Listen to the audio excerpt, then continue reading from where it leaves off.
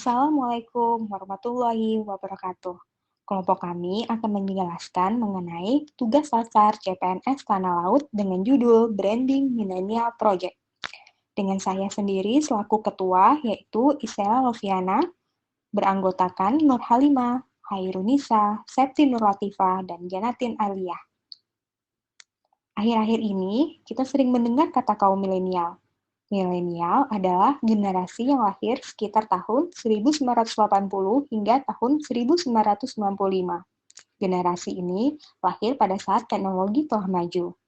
Pada tahun 2020, 34% penduduk Indonesia merupakan kelompok milenial.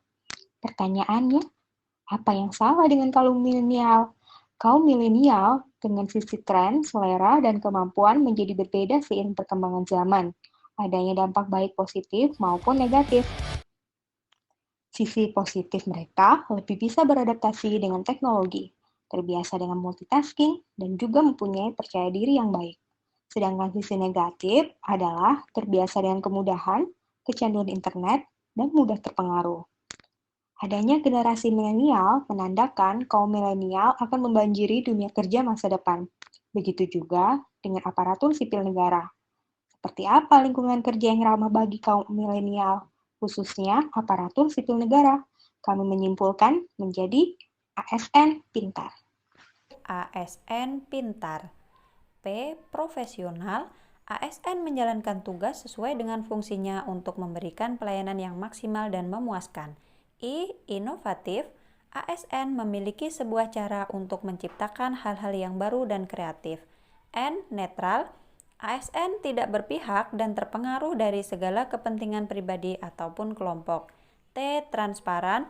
Membuka akses seluas-luasnya bagi publik agar dapat mengetahui apa yang terjadi selama proses penyelenggaraan pemerintah. A. Akuntabel. ASN harus mempertanggungjawabkan apa yang telah diamanatkan. Dan R. Responsif. ASN selalu cepat dan tanggap dalam memberikan pelayanan. Branding Millennial Project yang dikaitkan dengan 3 aspek, yaitu manajemen ASN, pelayanan publik, dan WOG. Berkaitan dengan manajemen ASN, lahirnya Undang-Undang Nomor 5 Tahun 2014 tentang ASN merupakan harapan baru bagi pelaksanaan manajemen ASN yang mana bertujuan untuk mencetak ASN yang kompeten, handal, dan kompetitif melalui sistem manajemen merit. Bisa kita ingat bahwa sistem manajemen merit menekankan kepada 3 hal, yakni tentang transparansi kualifikasi, kompetensi, dan kinerja. ASN sendiri terbagi menjadi 2, yakni PNS dan P3K, yang memiliki fungsi sebagai pelaksana kebijakan publik, pelayan publik, perekat dan pemersatu bangsa.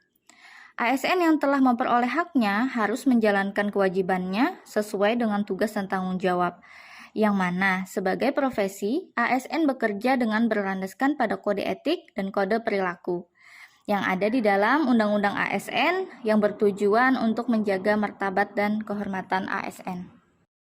Prinsip pelayanan publik. Dalam hal pelayanan publik, ASN Pintar berkaitan erat dengan keprofesionalan dan sikap netral.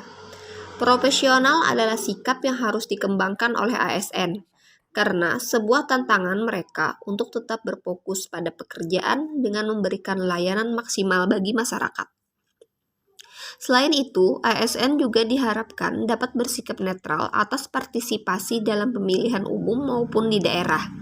Kepemilikan rasa antusias yang tinggi ASN rentan terhadap pengaruh media sosial dan provokasi, sehingga diharapkan ASN dapat memiliki pengendalian diri yang baik.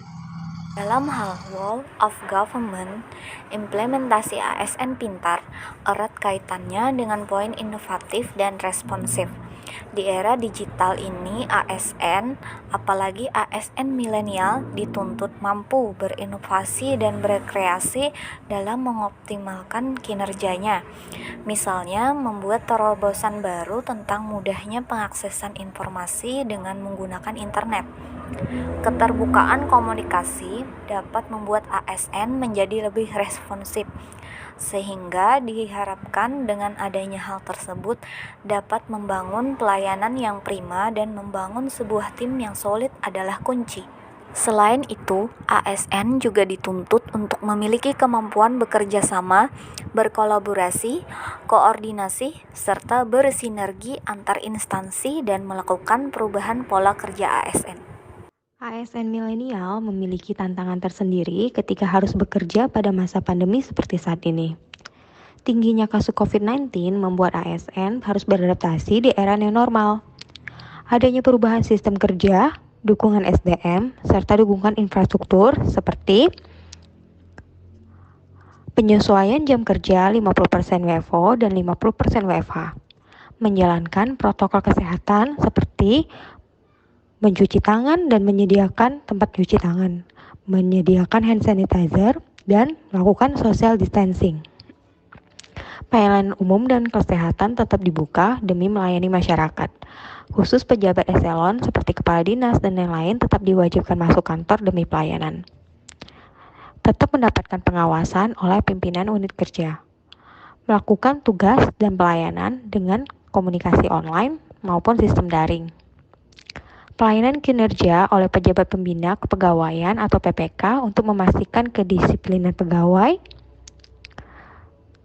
Kemudian juga PPK mempersiapkan dukungan sarana dan prasarana. PPK mempersiapkan lingkungan kerja untuk pencegahan penyebaran COVID-19.